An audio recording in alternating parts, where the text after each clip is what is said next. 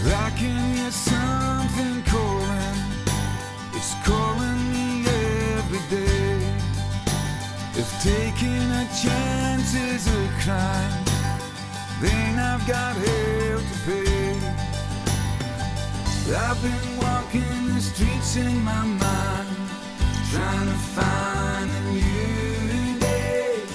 Keep on searching until I will find, until I find a new way. I'm gonna say something, I hope you don't mind. It's time to rearrange. I walk round in circles, I'm going nowhere. It's time to make a change. Hi, everyone. Thanks for tuning in. I am your host, Charles Wallace, and welcome to the Bear Essentials podcast. As we continue on our journey to build a stronger community, I'm very excited to share with you all the Kindness Alliance, which is a unique, free of charge advertising initiative looking to support businesses that share in our core values. Each episode will look to spotlight a different member, celebrating their contributions and dedication to kindness. Would you like to get involved?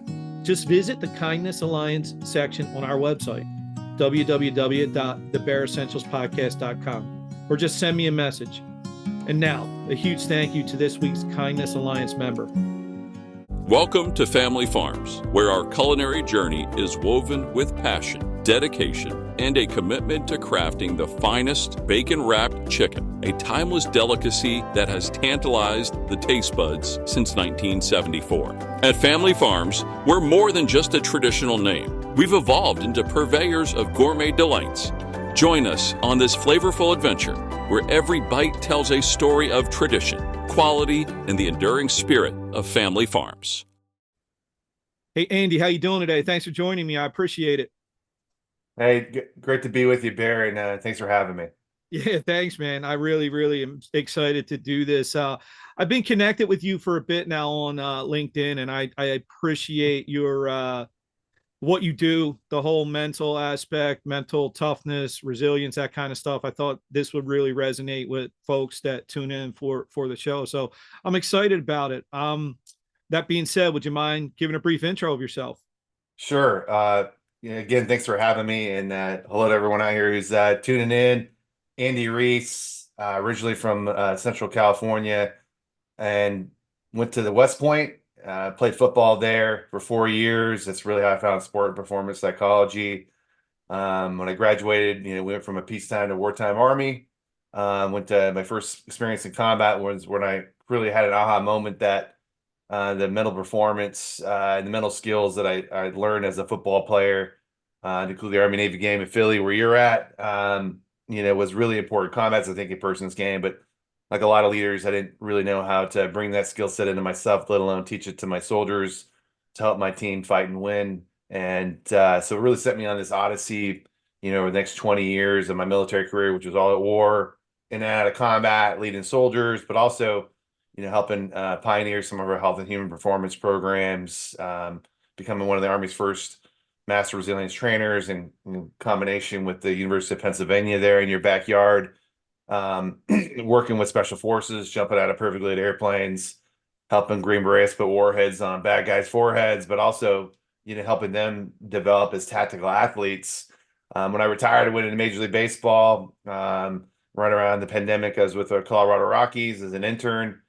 And then I was with the Reds full-time. It was my first full-time position outside of the military, as their minor league mental skills coach. I decided to be able to, I love baseball, love coaching, loved everything about that too, but I just was on the road too much and decided to be a little closer to home, to focus on my wife and 4 kids, just because being a world-class husband and father is really important to me, and also start to kind of address some of the, the tangible and intangible injuries that I accumulated over my career and really get healthy again. I've been diagnosed with post-traumatic stress and anxiety disorder and TBI. And so I've, over the course of my retirement period, I've learned how to go from struggling to struggling well, and learn about post-traumatic growth, which is part of my background as well. Started my own business, which is, here on my, right over here, designed to perform, and we're a mental fitness and leadership company. So my expertise is really kind of, this nexus, or if you look at a Venn diagram, you look at the psychology of resilience, leadership, and human performance. That's really what my area of expertise is. And my mission is really to help, leaders and teams develop the mental strength to lead, grow, and win from within. Just as I feel like we're all fighting this battle between our ears, and if we can fight and win that battle one day at a time, we can all become the best version of ourselves. And so, I think what I'm passionate about is, although I'm working in elite sports right now, we're looking in pro football as a mental performance and leadership coach right now, and it's absolutely great. I think that my vision is to really help what I call democratize and normalize mental fitness training and get it in the hands of people who need it the most. And I'm a servant leader. I want to pour into people who need this stuff the most and get it in their hands earlier in their development. And if we can do that, I mean, we can really see a paradigm shift and kind of move from strictly focus on mental health and being reactive and being more proactive in terms of making our young people in our communities better. Fantastic what you're doing, Andy. It's such a great mission. And before we go any further, man, thank you. Obviously, thank you for your service, man. And the Army background, I have to mention it. One of my heroes, my grandfather served in the U.S. Army during World War II. So definitely the Army near and dear to me. But honestly, thank you for your service. It's appreciated. Um, you touched on a lot there, and it's interesting because that's what I like having guys like you on, because when I come at it, and I know people that listen here, it's not the elite athletes. It's, listen, I'll just, from my perspective, I was anything but elite, still not. So I think what you're doing is great. Now, your career really spans across multiple domains, the military, athletics, things like that. Yeah. What was the inspiration for you becoming a mental skills coach? Yeah, there's a couple things. I mean, there's a couple key points that I'll touch on over my career in life. I mean, number one was, you know, part of my inspiration was my brother-in-law was killed tragically in 1994 outside of his home. He and my sister-in-law were in the Desert Storm War. They were dual military, and they went to the University of California, Santa Barbara together, and so they were college sweethearts and just had their first son. My sister had just got out of the Army, and they were stationed at Fort Hood, Texas, which is now called Fort Cavazos in Central Texas, and just it was a kind of like almost a home invasion deal outside of their home when they were coming back from actually an official like social event. It's called a Hell on Farewell, and he was shot in the head and killed and died in front of my sister right in their doorstep. And it just was not only was it very significant in my family. I was a sophomore in high school. I was going to a Catholic school, the town nearby. When my sister came home, she was obviously going through not only grieving but also dealing with this trauma. And so she had a hard time sleeping, didn't want to be by herself, but she was living with her my 6-month old nephew at the time. And so my parents are helping taking care of her now, and it was just me and my little sister. I have 4 sisters that were at home, and so I had to move just to be closer to home, and just so I kind of got this front row view of what it looked like to go through this struggle, right? And when she would wake up in the middle of the night, and I could hear her screaming, and I could, but to see her bounce back and go from post-traumatic stress to post-traumatic growth in her life, was really an inspiration to me. Another inspiration to me was just, my brother-in-law's career got cut short, and there was a lot of things that he wanted to do. I didn't have brothers. Obviously, I've got a lot of brothers that I played football with and I served with, that my really close friends. But he was my brother. The 2 father figures in my life were my dad and my brother-in-law, and so like he wanted to do some things. Like he wanted to go back and teach at West Point. And so like I wanted to like continue his mission. So that was like a big inspiration there. I didn't really know like what post-traumatic stress and growth was later, but that kind of was this underlying current that stayed with me. And then West Point was a struggle for me. I barely got in. I went to a prep school in New Jersey up in Fort Monmouth. It's now no longer there. Now each of the service academies, those that don't know, have a preparatory school. It's kind of like a redshirt year. And then they're co-located with the exception of the Naval Academy now, which is in Newport. Both Air Force and Army have a preparatory school that's out on their campus. And it's like, half high school kids, half kids who are coming out of the service who are enlisted. And I did well athletically, and I did okay militarily, but just on the math side, it just kicked my butt, and I barely got it. I got in like the last day. It was to the point where I'd already made plans to walk on to Fresno State, and I didn't plan on going on at West Point. I got in the last minute. It's kind of this miracle, and then I just struggled the whole time at West Point, just because it's really obviously it's this crucible that is designed to beat you down and test you mentally, physically, socially, spiritually. It's been a lot of research on resilience actually and the mental toughness there. Really things came to a head for me to where I never thought about quitting, but I just was kind of drowning in my own struggle. And my coach, thank God, I just switched positions from offense to defense. I've been recruited as a fullback. I played defense, outside linebacker, in high school, so I had some experience there. But it just was a difficult academic year. On top of me, the one thing that I had was my solace was football, and now I've got to completely change that up and learn a whole new defense and get out of my comfort zone. And I was probably at my lowest point, and so my coach referred me to this unique center called the Center for Enhanced Performance. And this is where sport and performance psychology came into the military in 1989. And so I started working one-on-one with an Army officer, because half the faculty is actually active duty military officers. The other half is civilians, like you would see in a normal university or college. And he had his master's degree in sport psychology. And we started working one-on-one and started learning about mental skills that helped me develop confidence despite setbacks and, be composed under stress and pressure, be a better decision maker, learn about goal orientation and motivation, about how to lean into challenge and grow through these things, learning about like mindfulness and meditation before that was even really a thing. And so through our one-on-one work, which, there wasn't a lot, but it was enough to help me, go from survival to coping and to, and to be able to move on and graduate. And it would turn out that, and so 1989 is where that center came in to being. And now the Army is the largest employer of sport and performance psychologists in the world. And he planted enough seeds with me to where it really stuck with me. And it was something I was interested in, like, but I wasn't deep enough, but I had that personal experience to where, I had a personal experience where I could teach. And so after my second combat deployment, my wife and I we're on this constant cycle of, hey, you're deploying and then you're coming back and you reset and then you're getting ready to go, you train up to go deploy again. It's this constant cycle. And we never knew it was going to end. And so I was in my second deployment, I missed the birth of my second son. I was a combat advisor to the Iraqi Army. So think about that like as a combat coach.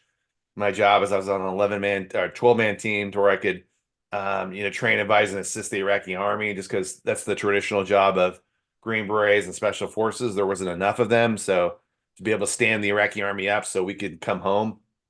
I was in Mosul, Iraq, saw a lot of combat. It's a very difficult assignment. And my wife's like, hey, let's come back. I was going to get it, come back to another unit and go back again and command an artillery battery this time. And so I'd already commanded a basic training unit. And so I got this random email from an Army football player named Doug Chadwick, who was the executive officer for the CEP, and said, hey, we're looking for former football players who want to come back. You can't, a master's degree isn't tied to this assignment. If you're interested, let me know. And I immediately emailed him back, like 2 a.m, and turns out that the new director was the guy who was then a captain in his midpoint in his career, was now a lieutenant colonel, PhD, running the department. And he remembered me as a football player working with them. And I got selected to come back, and it was just amazing. And this is a really important time just because not only were we taking what was happening at West Point, a lot of grads like me were reaching back to get these services to help their units get ready to deploy, right? Just because you deployed, every deployment was different and you're fighting insurgency. And so I think a lot of people realize what I realized, like, hey, you really have to train your mind, like your body and your craft to be successful. But a lot of people didn't know how the resources to train the mind. And so, and mental health was still stigmatized and everything else, whatever, too. So this idea of training your brain was now starting to kind of have a grassroots effort. The West Point created the Army Center for Enhanced Performance. And then in 2009, the last piece that really inspired me was when we had more soldiers killing themselves at home than Iraq and Afghanistan combined. And so uh, the military created this task force with the existing military programs and the best and brightest minds of in academia, to include the University of Pennsylvania, that had this resilience project. And I basically got, hey, I just come back from combat. Again, I didn't have a master's degree, and I found myself in this room with the chief of staff of the Army, the senior military officer, with all these colonels, and there's some generals and some PhDs, and I'm like, what the hell am I doing here? But I kind of represented the tactical level leader, and so I became part of this task force to help kind of take this curriculum to help teach resilience to fifth and sixth grade teachers and students that had a lot of efficacy, a lot of teeth behind it in the civilian world, but was unproven otherwise in the military. And so we converted that. And then I became one of the Army's first resilience trainers and facilitators. And then this whole athlete model really started to catch fire. And so then when I went to special forces, same thing. They were, saw themselves as elite athletes. I just came from West Point, and I was an artillery officer. My job was to support Green Berets as a joint terminal attack controller, to call in airstrikes, call in artillery, call in, be their big stick. But obviously I gravitated towards the strength and conditioning coaches that are being hired because of my football background. And, when Green Berets or their teams wanted to get some mental training, we didn't have a contracted mental performance coach. So I started getting reps, and I'm getting my master's degree, and that became kind of my test bed. And so I think that's all these things just really inspired me. All these events started happening. I think the last thing that kind of inspired me to get into baseball was, I had a break between my work in special operations to where I had to go back, and I was on a, kind of paying my dues as a major, which is like the VP level of the Army, to get promoted to the executive level. And so I was on a higher headquarters staff and a very busy job, but a lot of the original contractors, there wasn't jobs in sports psychology. The Army was, one of the few jobs, and it paid really well, obviously like altruistic purpose as well too. But the first wave of contractors who were hired, who were masters and PhD levels, were now getting hired by Major League Baseball. And one of my really good friends, Dr. Mike Gerson, shout out to him. He got hired by the Seattle Mariners. He went from the first Special Forces group to the Seattle Mariners. I was stationed up there in the Seattle Tacoma area at Joint Base Lewis McChord, like I mentioned. And he invited me up just to do a guest spot, to be a guest speaker with the Mariners. And he was, and I'll never forget, going into the clubhouse. I just got off work. I'm in my uniform. Players look at me like I'm this green bug, literally, and he says, hey, come, he had just got settled. He didn't have an office. So we met in a medical supply closet, and, income's walking in, you got probably now first four, either Mariners or baseball Hall of Famers, you got King Felix, their ace. You got Nelson Cruz, Kyle Seager. You got Zunino, who was in the World Series as a catcher for the Tampa Bay Rays. He was a AAA guy at the time, kind of going up and down. And then you had thinking of his name right now too, but I'll think of his name here in a minute. Was with the Yankees and with us, played second base. But it just was an amazing. I mean, it became a series, and we called the Mariners Leadership Lab, and we've got a plaque up here on the wall with me sitting in that supply closet in my uniform with these four guys, and I came back every homestand, and I think that's when I started to really think about. I was about 5 years out from retiring, and so I think that's when the seed was planted. Hey, maybe I want to go into pro sports, and this would be really cool to do this. And so I think that's all those data points kind of led me to where I'm at. So sorry for the long story, but I think those are important things to kind of, for people to understand my journey, especially if you're out there and you're thinking like, hey, how does somebody do this? And everybody's path and journey is a little bit different. Mine was unconventional, to say the least, but I think just finding a way and then having this dream and then turning into a goal plan But really kind of having not the passion, but having a higher purpose really kind of drove me, and making sure that I'm hitting all the gates in terms of my education, my training, my experience that kind of led to me where I'm at now. No, I'm glad you went through it. I like myself, I like really understanding it. I mean, I'm definitely huge into baseball, obviously football too. And I was just having this discussion the other night with my son. We were watching the Phillies here, and we have a player here, Bryson Stott, and consistently at bats that are 10, 12 pitches long. But Andy, the thing I always think about when I watch him is just the mental like focus he has during each at bat. And I don't think people realize what it takes. You think mental toughness, things like that. A lot of people think football right away, but I really Sure. like that angle that you have with baseball. In what you do, though, I guess what I'm curious about is elite athletes, right? Elite in anything, but what's the reaction to somebody like yourself? Because I would find that it might vary, right? I think some people Yeah. may think like, well, I don't need this, but what do Yeah. you get?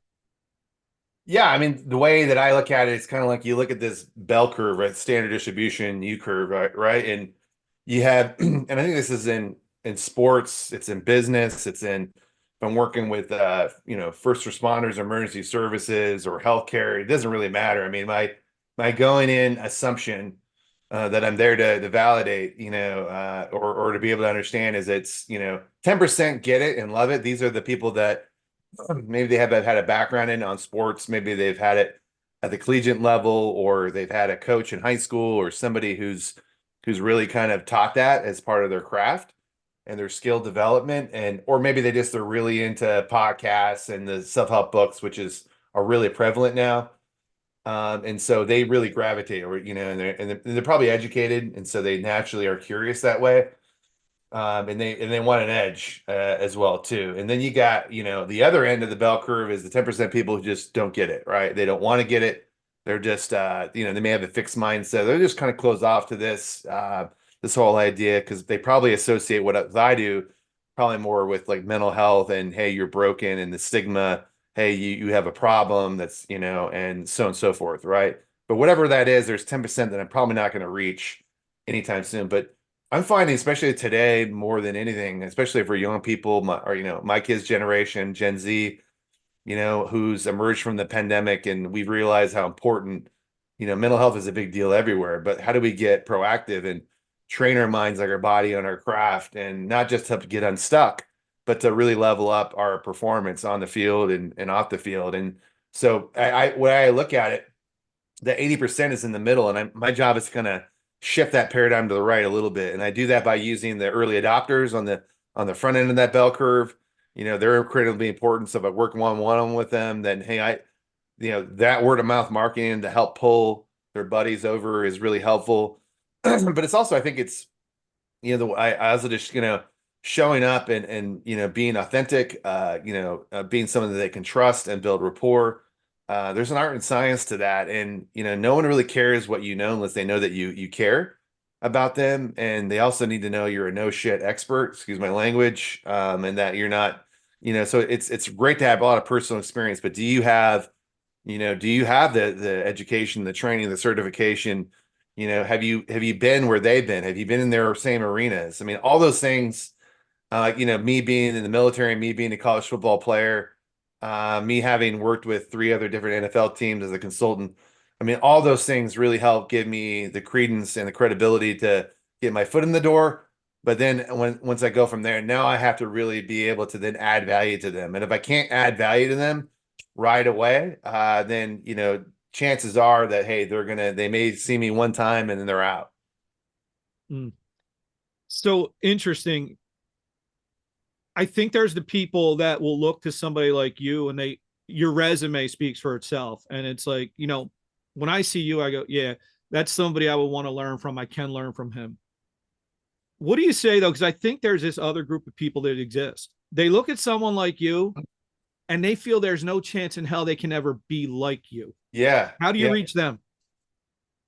I think that's when I just talk about everyday examples of the people that I work with. I call them everyday heroes that, I mean, and sometimes through stories and case studies, right? I mean, I always love talking about, a high school student that I worked with overseas who, was just he's a senior and he's trying to make the basketball team. Basketball, he loves basketball.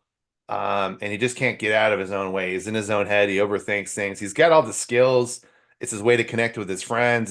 He loves the game. He's moved several times in his life. He doesn't really feel like he's a part of his community. And I see him like 4 weeks before he's starting to, try out for the last time to make the varsity team. He's been on JV as a junior. He's been on JV as a freshman and sophomore. This is the last chance. Like, he desperately wants to do this, but this kid's really behind the eight ball. And I'm talking to this kid and I'm like, there's no way in hell. Like, he's just not picking up when I'm putting him down, and he's not really emoting, and we're doing it through his screen. And I was shocked, and his parents are there.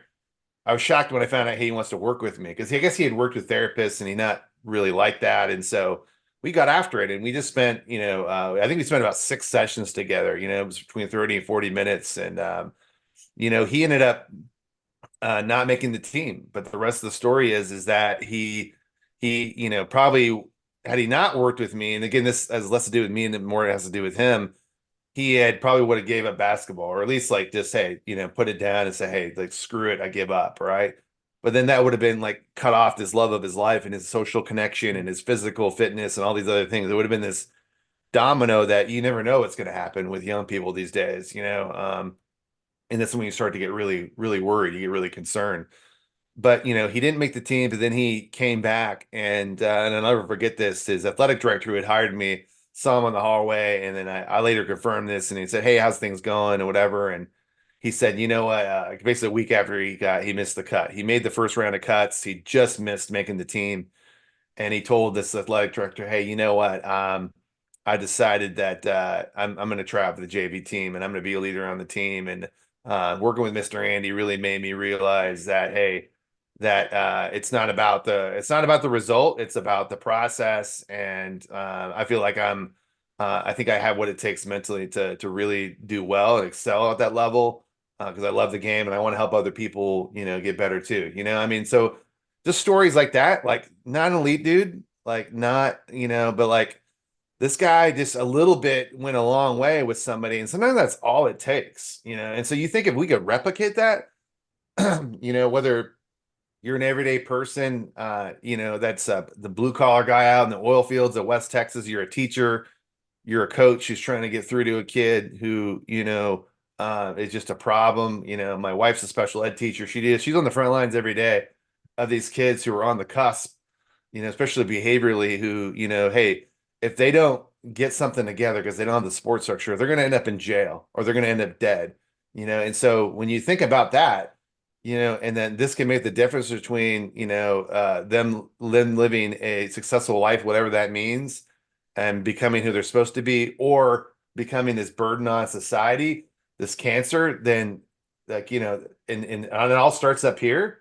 I mean, that's huge, and so whether people want to, and then, and the science backs it up itself too, and I don't always hit them with the science, but it's kind of like, hey, we know more about the brain now in the last 20 years than we have in the 200 years. This isn't a pseudoscience. This isn't soft skills. Like, this is straight up science, right? And either you're doing it or you're not. And if you're not doing it, you're missing out, because the brain controls everything. And we know that.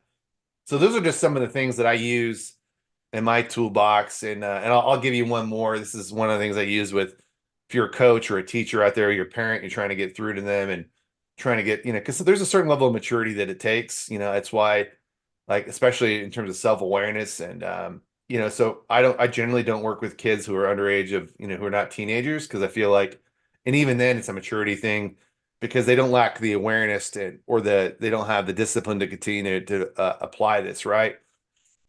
And that's from a remote setting perspective. But if you get together in person, that's a little bit different, because you can really get creative and bring this set of skills, mental skills, to life. But I always ask kids, whether I'm a rugby coach. So a great example. I'm like, hey, I got 5 or 10 minutes. And I asked him, I said, hey, when it comes to playing rugby, how much, let's just look at the physical and mental part of your game.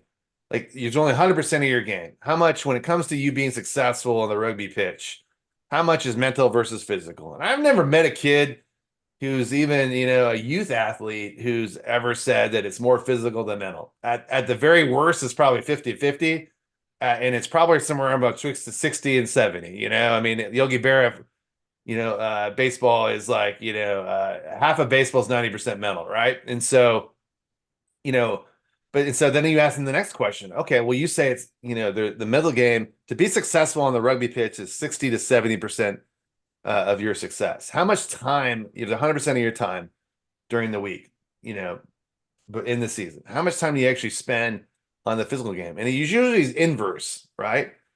And so you're saying the most important part of your game is your mental game, but you're spending 80% is mental, but you're spending 20% of your time. Why is that? Mhm. And then now they start to like, oh, I get it, right? Oh, and then now we start to get a point of so maybe in the high school level, they're watching game film, which is definitely part of the mental game. But that isn't going to lead to confidence. That isn't going to lead to concentration. That isn't going to lead to composure, right? And so I think when you start having very simple conversations like that, you start to shift the paradigm and open people's aperture up to this idea of training the mind. Yeah, that's and you start to touch on something I wasn't even coming into today. I wasn't even really thinking about it as much at the level of the early adopters, you called it, with the kids. Yeah. I think that's really great that we're starting to think of it that way. What do you say? Because obviously you do this, you were a leader in the military. What do you say to people though? Because I think sometimes people try to oversimplify it, right? And it comes down to I lead by example. I almost feel Yeah. like that's a cop out anymore.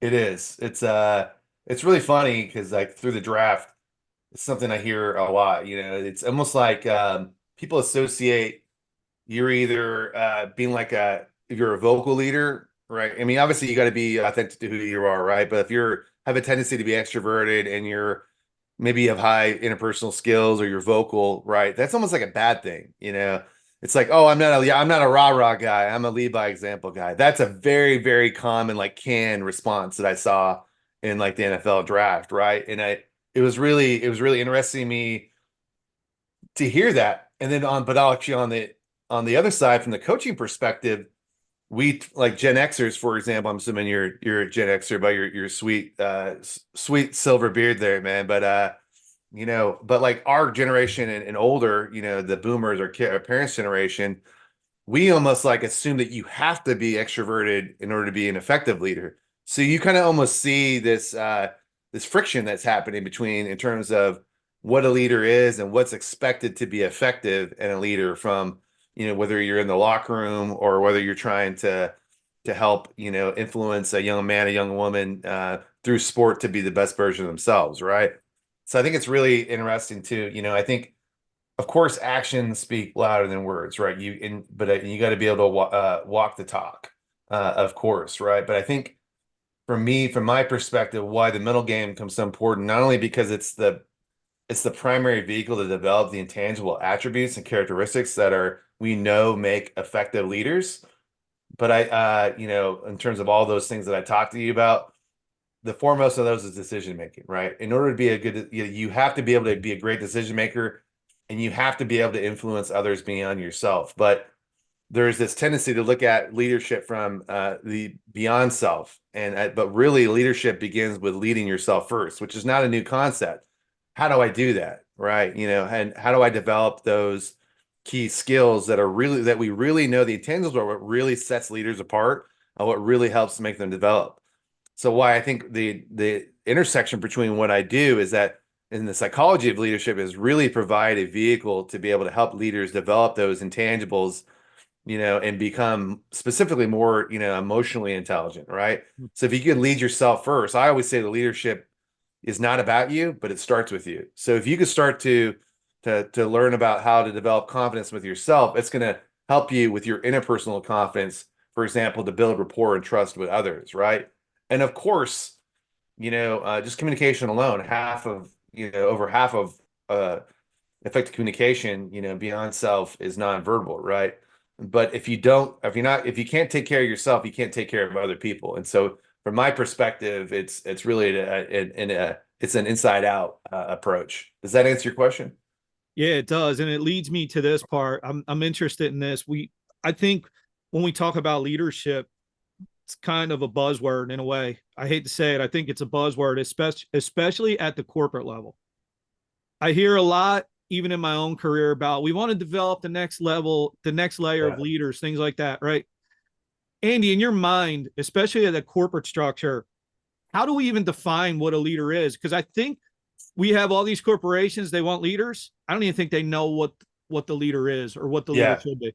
Yeah, it's a great question, and I think it is, and I think what is, to give a quick plug, a book that I just wrote with some of my colleagues who are really kind of the seminal authors and researchers at AQR International. I'm on their board.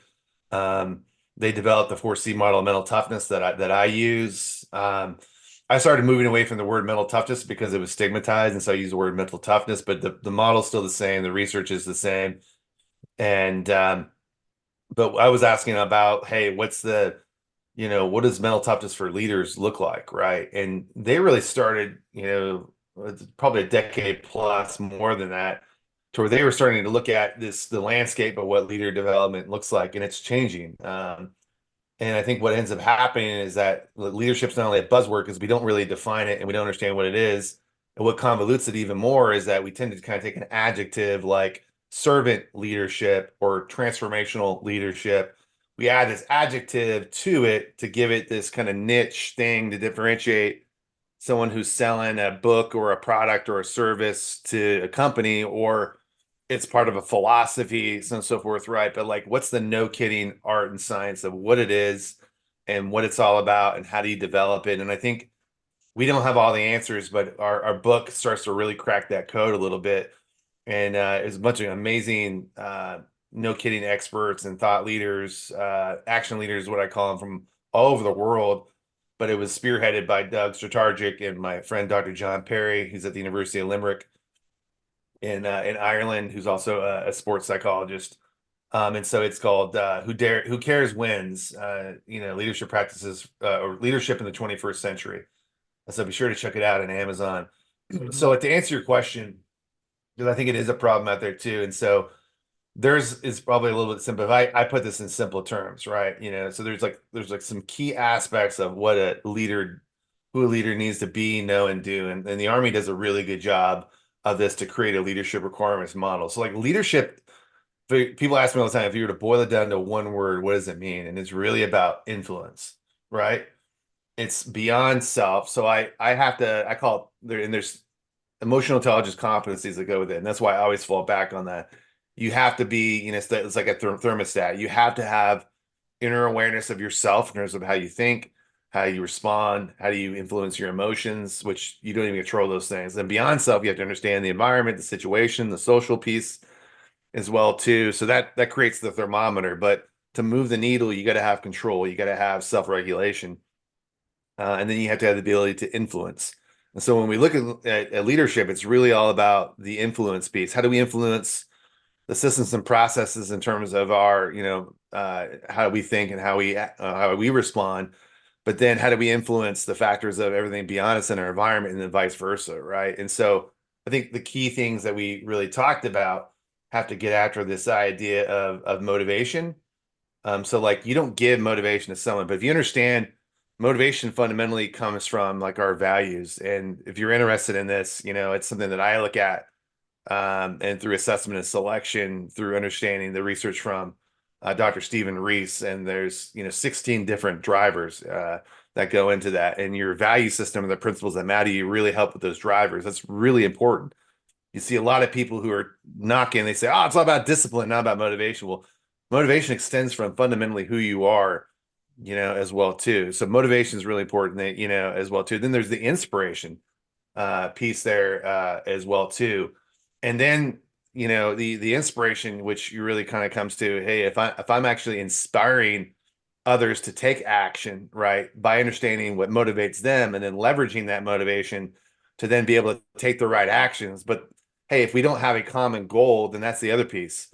It's working. It's the achievement piece. Are we working towards a common mission, towards accomplishing specific goals, right? So I think if you kind of break down, you look at influence as really the essence, if you were to pick one word, but then there's when you look at the literature that's out there about as far as what a leadership who they have to be, know, and do, in terms of what a leadership does.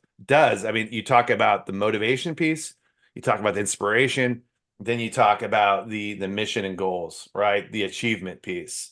So that I kind of distilled down Yeah. the best I could in ways that people understand to really, really understand that. But because there's a lot of white noise that's out there. There's a whole section in bookstores and libraries on leadership, but if we don't really identify what it is and what a leader needs to be and what they need to know and they need to do. And I do this. I'm not selling my services, but a good friend of mine, with his oil and gas company, this is exactly what we did.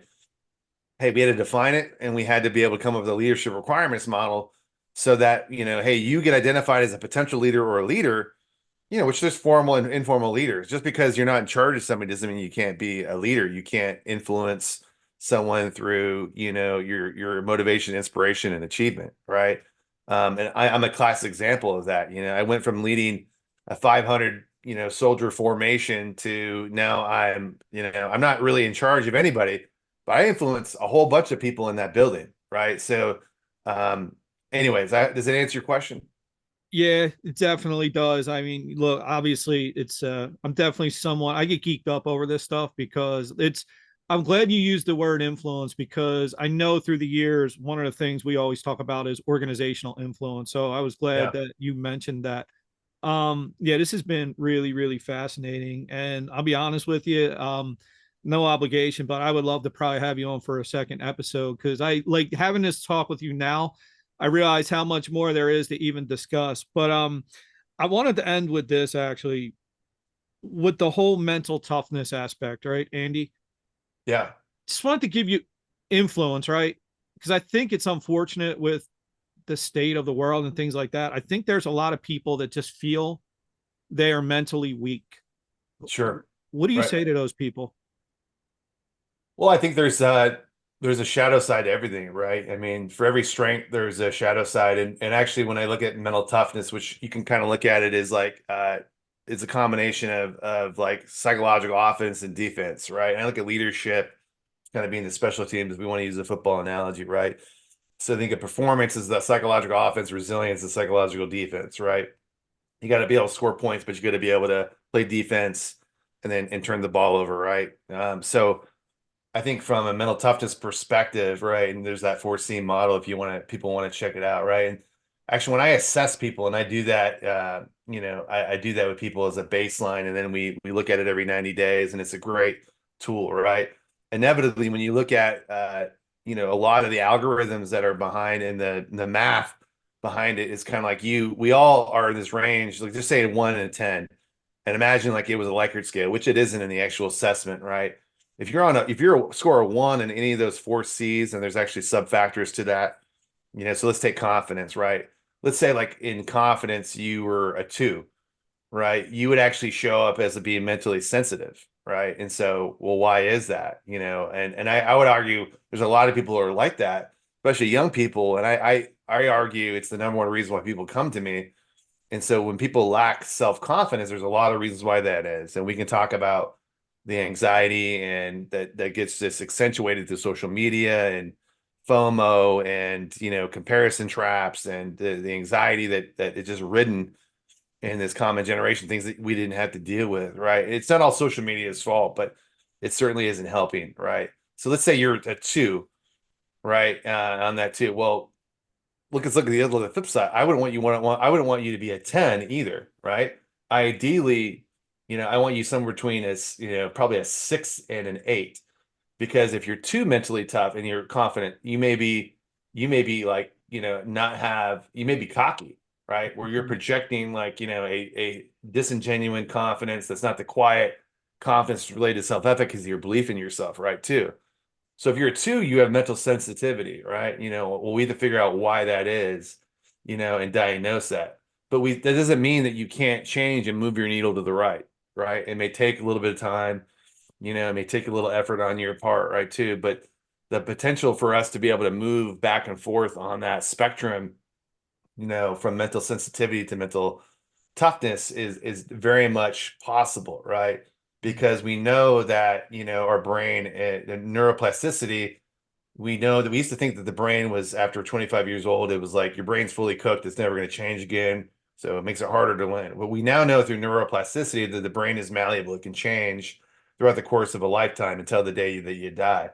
So if that is true, which we know to a certain degree it is, that means that I could move from mental sensitivity, to be able to move to be mentally tough, to improve my self-confidence, my belief in myself, through my self-talk, through my perception, through how I deal with, adversity.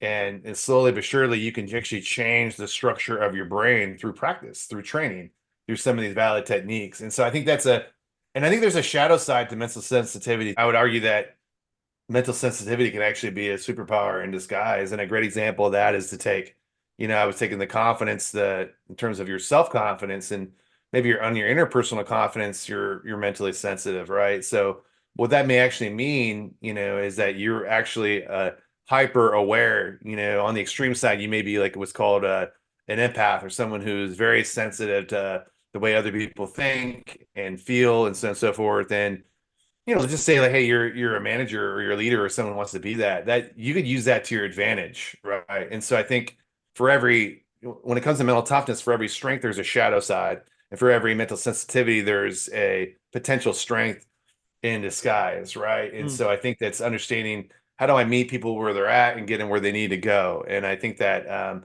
the more that I can arm people with the information and the action to be able to do that, I think the better we're going to be, one person at a time. Yeah, man. Well, listen, you're doing some great work, and this was everything I hoped for, and some. I always get prepped for these things, and then as the guest starts talking, it's always like it's way more than I was even hoping for. So this was fantastic. I want to give you a chance to plug. Where can people get a hold of you? Any books, anything like that? Yeah, absolutely. So, best way to find me is on social media is, and I'll include my Linktree account too, so you can connect and follow me, is through LinkedIn and Instagram. That's where my Kung Fu is the strongest right now too, specifically on, both those platforms. We're putting out a lot of information. You post several times a week, whatnot there. You could also check out my new book. Like I mentioned that as well too earlier, Who Cares Wins. You can find that on Amazon, wherever you get books. I'm a co-author on that. I think it's a great read, and really should be on your leadership bookshelf there as well. I also started a podcast as well too. I've got this here. It's called Skull Sessions: The Art and Science of Kicking Ass Between the Ears, and it's with my amazing co-host and friend and business partner. His name's Nate Last, who also has a sport and performance psychology background, and we're kind of talking all things mental game as well too. Regardless of where you come from, whether you're a leader or you're a parent or a coach or a player, there's something for everybody in there as well too. And then and of course, my company here is Designed to Perform. Check out our website. Reach out to this. Right now, I'm not taking on any new clients, but I am doing speaking. So if you're interested in having a keynote speaker, or doing an in-person virtual mini workshop, seminar, I'm open for business there as well too. So be sure to reach out for free assessment. And those are the big things that I'm working on right now, and definitely want to have you on as a podcast guest to I'd love to do I love to be able to do the podcast exchange. So thanks again for having me, Barry. I really appreciate this opportunity to be able to hopefully add value in some way to your audience. You've done that, man. Look, personally, you've added value for myself. I tell people all the time, I think sometimes I feel selfish when I do these shows, because I think it's as much for me as it is for anybody else. But yeah, man, I appreciate it. And I would absolutely be honored and game to pop on your podcast, man. It would be awesome. I'll make sure to include show notes. People can get a hold of you. Andy, this has been fantastic. Thank you so much. Thank you. We'll see you in the arena. Yeah, love it. Thanks, everyone. Take care. Bye. This has been the Bear Essentials. Thanks for listening. And remember, never hibernate on your goals.